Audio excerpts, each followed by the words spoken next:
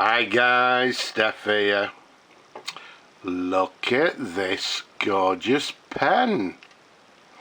It is said that every serious pen collector, pen user of vintage pens should own this particular model of pen. And what pen is it? It is the Watermans Ideal 52 fountain pen.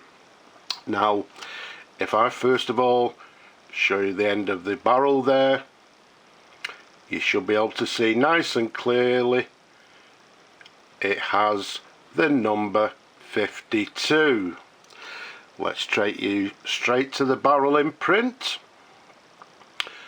and there's the barrel imprint again, lovely and clear, and it reads Watermans, made in Canada. It's got the Ideal logo to the centre, and then underneath it says pen.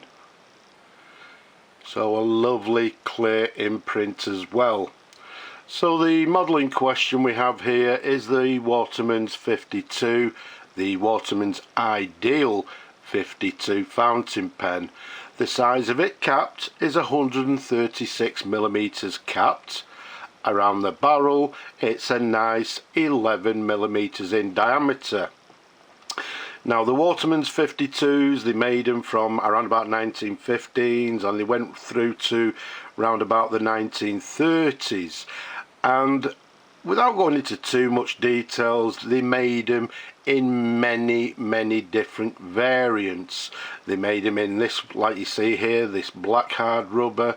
They made them in red mottled hard rubber, in red rippled hard rubber. Some of them had lovely gold overlays. In fact, I recently showed you a 52 with a lovely, what they term a smooth overlay. So if you're interested in that, go and have a look at that. So they came lots of different variants. Sometimes they didn't have a clip, they were clipless. In this particular case, as you can see, it has the clip, and it also has these two 9-carat gold bands. Now if I take you to the first one, you can see I think it says 9-carat 375, and then if we take you across to the other one, you'll see it's got the FDW, which is the Waterman maker's mark, and it's also got the hallmarks, I believe, for London with the letter U for uniform. Okay, so lovely clear gold hallmarks there. As we're on the barrel here, there's the lever. We've got this lovely, what we term as a box lever, with the sort of lollipop end with the Ideal logo to the end of the lever. So lovely condition, as we said. Let's take you up to the clip. The clip is it's what we term as a baseball bat clip, because, well, yeah, if you look at it, it looks like a baseball bat. It's a ball end clip, and this one is a riveted clip which has Waterman running down the clip with the Ideal logo to the very top. So as I say, the variants are very different. Some of them had slightly different clips as well, depending on the age.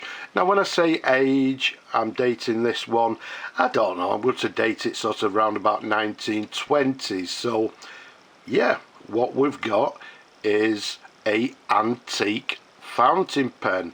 Although it's an antique fountain pen, it came to me a little bit tired. We've cleaned everything, we've put a new sack in it, and this pen, although it's an antique pen, will last you many years to come. And that's the beauty of these pens. They were very well made pens, and once serviced correctly, they will go on for many more years. So let's unscrew the cap for you. Let's show you some different angles of the pen, different views. You can see it's in lovely condition. It's just got slight discolouring to the cap and the barrel, but for me personally, nothing to be concerned about. In fact, I've left it as it is. I think it's in gorgeous condition. Now, some people will say, what does the 52, the model number, what does it stand for? The number 5 indicates that it's a lever fill pen, and the number 2 indicates that we've got a number 2 nib.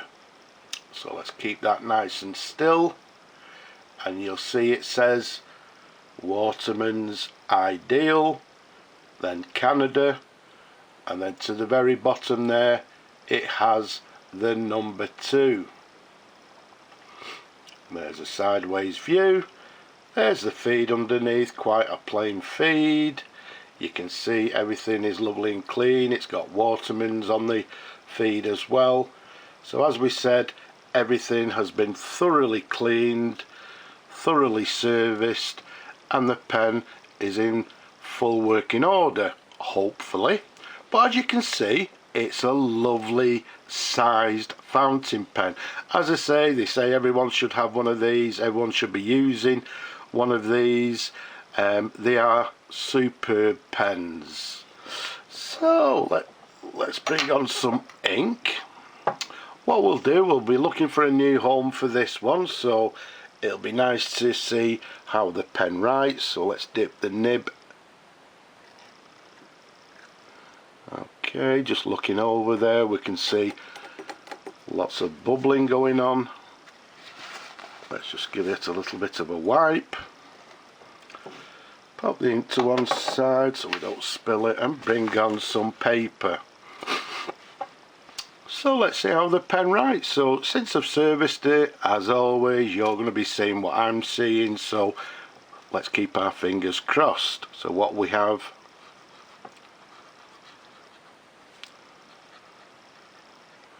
a Watermans Ideal number 52 fountain pen.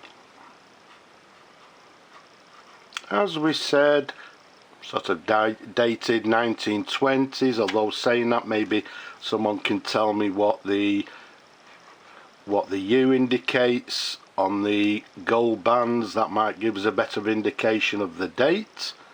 But as we said earlier,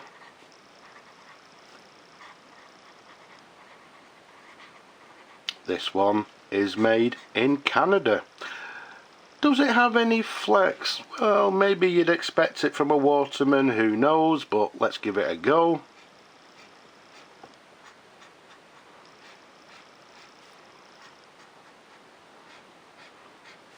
Well, yeah, I'd say yes, it does. On the downward stroke you can see we're getting a broader line. Let's try a figure of 8.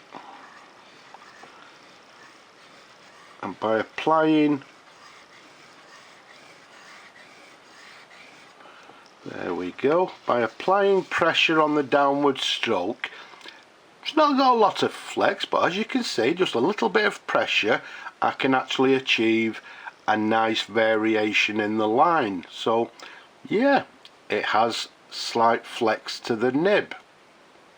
Okay, so a lovely writer, very nice writer indeed. So I can understand why some say that, well, everyone should have a Watermans 52 as a writer, because as you've just seen, it writes absolutely lovely.